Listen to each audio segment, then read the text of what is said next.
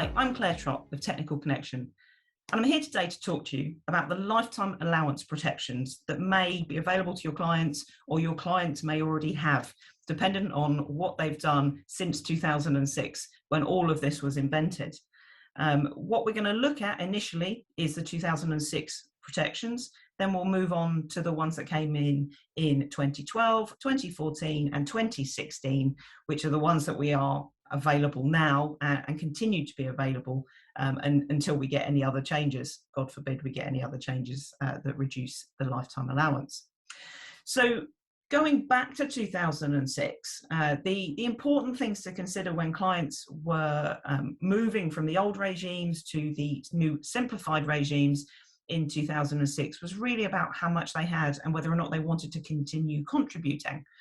So we had primary protection, enhanced protection as well. So two different things. So primary protection, you had to have a certain level of money in order to be able to actually protect your pension.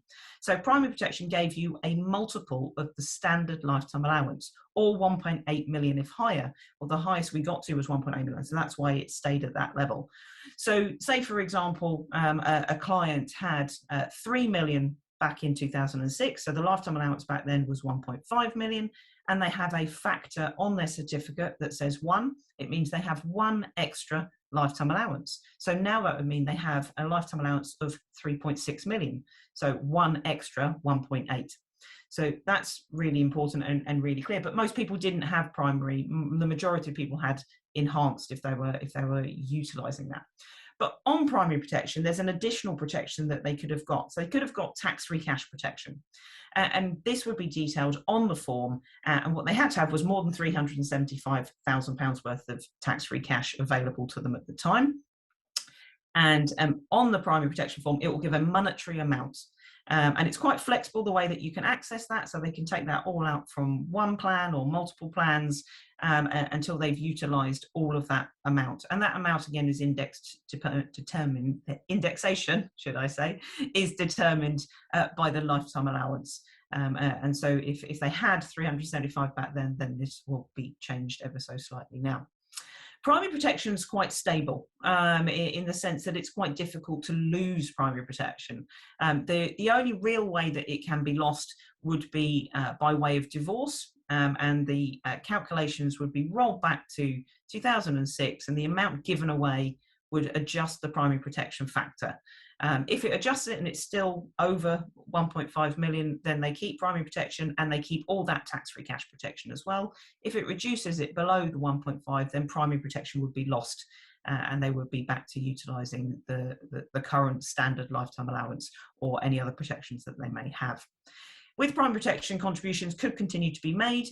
So you may find people who had protections then and they're still way over and they're still going to get a lifetime allowance charge, but it's actually less than it would do if they didn't have primary protection.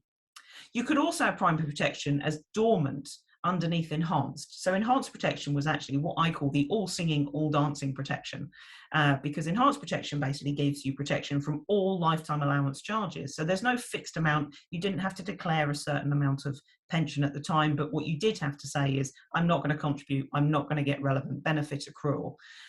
So there will be people who look like they have enhanced, think they have enhanced, but at the point they start taking benefits, the test for relevant benefit accrual will mean that actually it's invalidated. The way that would be invalidated would be a pension contribution, for example, or if they remained a member of a defined benefit scheme, or even if they transfer benefits and their transfer value is too high.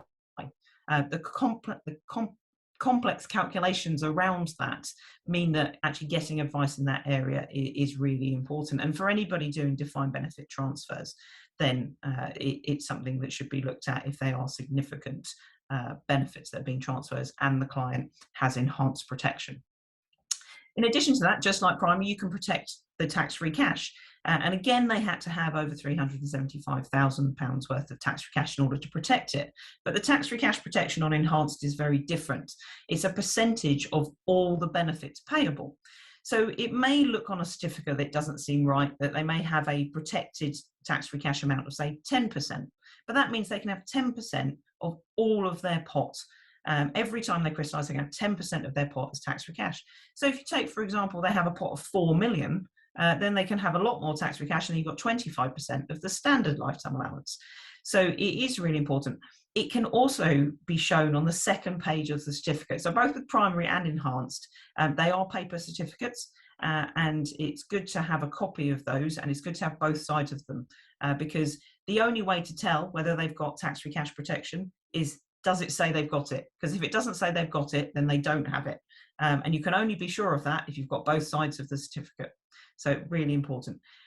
As I said, enhanced protection is quite fragile. So you make a pension contribution, you get relevant benefit accrual, then it can be lost. And even things like compensation payments that are paid into a pension can be deemed, and actually generally are deemed, contributions, because they're money going inside to the pension, and therefore would get tax relief, and therefore become a pension contribution. They will invalidate it. The last thing, which isn't actually lifetime allowance protection, but it is worth noting, that happened in 2006, was scheme-specific tax-free cash protection. So if schemes, and they would have to be pre-2006 occupational pension schemes, had tax-free cash that was worth more than 25% of the value of the pot at the time, then they could protect it.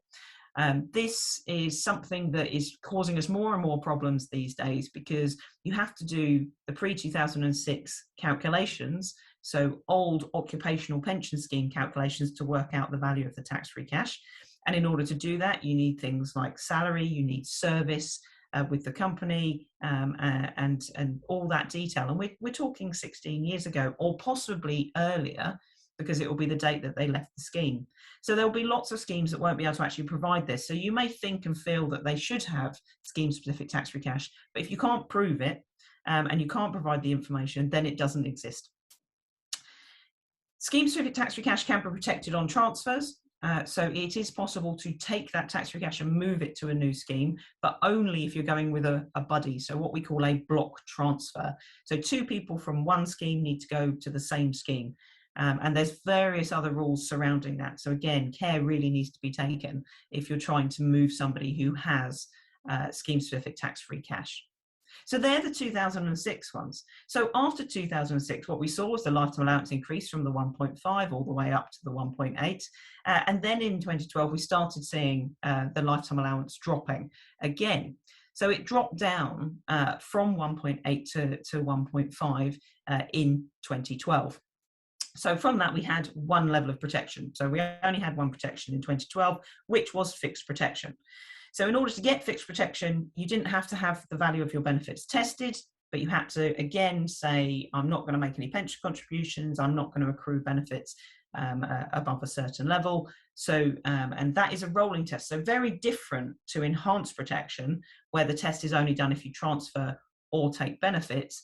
Fixed protection, it could be tested. So you make a single contribution at any point in time, or you accrue benefits within the year, then fixed protection would be lost at that point. So no contribution should have been paid after the 5th of the 4th, 2012. There was a little time to actually apply for these, but now these are closed. So it's just worth noting whether your client actually has them. The next thing we saw was the drop from 1.5 to 1.25 in 2014. And for that, we saw, again, fixed protection. So very similar to fixed protection 2012, you got a fixed lifetime allowance of 1.5 million. And again, the same tests regarding accruing benefits and making contributions, all relating to the date on the 5th of the 4th, 2014. But they brought in a new one because they didn't think one was enough. So we have another one. We have individual protection, which meant for those people who are somewhere between 1.25 and 1.5 with the value of their benefits, and you had to declare the value of the benefits, would give them a personalised lifetime allowance. So you may see clients who've got a personal lifetime allowance of 1.3 or 1.4 or something in between. So they could have something up to 1.5. You couldn't protect more than that. But individual protection was more flexible and is more flexible. So you can continue to contribute, continue to accrue benefits, but you can still protect at that higher level of lifetime allowance. Again, pretty much the only way to invalidate it in most cases is divorce, where the individual protection factors are recalculated. And again, if you drop below then you're going to lose it. If it just reduces it a little bit, then you'll get a new factor. The actual calculations to roll it back are different from primary protection. They're more generous because they do take account of the time between individual protection being applied for and the divorce. So it is that bit more flexible, and again, it is possible for people to have multiple different protections. So we then go to 2016. 2016, we then saw the drop from 1.25 to 1 million before we started seeing it going back up again. When we had the same set of protections. The thing with these is there was no application deadlines. So unlike fixed 14 and individual 14, there were application deadlines. You missed the deadline, you couldn't do it. HMRC realised that actually people didn't want to apply for things only to invalidate them at a later date, and it obviously causes more of a headache and more paperwork and more risks of charges for not declaring things. So fixed protection 16 and individual protection 16 can still be applied for, and as far as we're aware, there's still never going to be a deadline. Obviously, when we get over 1.25, fingers crossed, the lifetime allowance goes up over above that, we won't have to worry about it, and it will be invalidated in a positive way. So fixed protection, say, protects a lifetime allowance of fixed at 1.25, and the same issues apply. So no accrual, no contributions, and again, those payments in whatever form they take, if they're a payment in to the pension that is deemed a contribution, will invalidate it. So you don't actually have to apply for fixed until you want to do it. It's quite a simple application. It's done through the government gateway. Fill in the details, name, address, national insurance, etc., and they can get a new government gateway just to do this, should they want to, and then it'll attach itself to their tax record, and they'll be able to see it on the government gateway when they log in. Individual protection, a little bit more complicated. Again, no application deadline, but you need information based on the 5th of the 4th, 2016. So you need to know the value of the benefits at that point in time. Well, we're more than 3 years on now. So for the first 3 years, actually, schemes provided that information for free. Now schemes, if you ask them for an individual protection valuation, they're likely to charge you for it. Not all of them, but some. And it will become more difficult to get those. So if you know your clients are going to want to use individual protection, then get that information. You don't have to get new information because it won't change. So just get that information from back then and keep it on file, and then they can apply for it as and when they want to use it. Individual protection probably isn't too much of an issue because you're less likely to lose it. And if the lifetime allowance again goes over above 1.25 or over and above what they've got protected, then it will fall away and there'll be no detriment to the client. So again, with the other individual protections, divorce is a risk here, and contributions are perfectly fine. They can continue to contribute. So it becomes very difficult when we're looking at what each person has and what protections they have. There are a couple of things to note that for those protections that have already been applied for, if you find an error, it's always worth contacting HMRC to see if they will correct the error for you. If the worst happens and your client dies before applying for fixed protection or individual protection and they were entitled to it, it can be done after their death before the lifetime allowance is applied and any lifetime allowance charges happen. And if your client suddenly realises that they should have applied for something when they've already taken benefits, then again, you can apply for it and then ask the scheme nicely, I might add, if they will redo the benefit crystallisation event certificates so that they can actually give them updated information. So it will reduce the amount that they have used. So there's a bit of flexibility. I wouldn't rely on those, but it's important to know that you can go and ask for schemes to recalculate the amount of lifetime allowance used should you get a certificate after the fact. And again, if you lose a certificate, so if we lose fixed protection or we lose enhanced protection or we lose primary protection, for example, then any of the calculations done based on those are not retrospectively changed. So you won't get a retrospective lifetime allowance charge. It just means that when you're going forward, you may have lifetime allowance charges. For the post 2006, so not primary enhanced, for the post 2006, whenever you see any reference to standard lifetime allowance, all of those are the personalised standard lifetime allowance that an individual has. So be that individual protection or fixed protection, then that's what the benefit crystallisation event amounts will be calculated on. If it's enhanced or primary, they'll always be in reference to the standard lifetime allowance so that they can add it up, because they work slightly differently.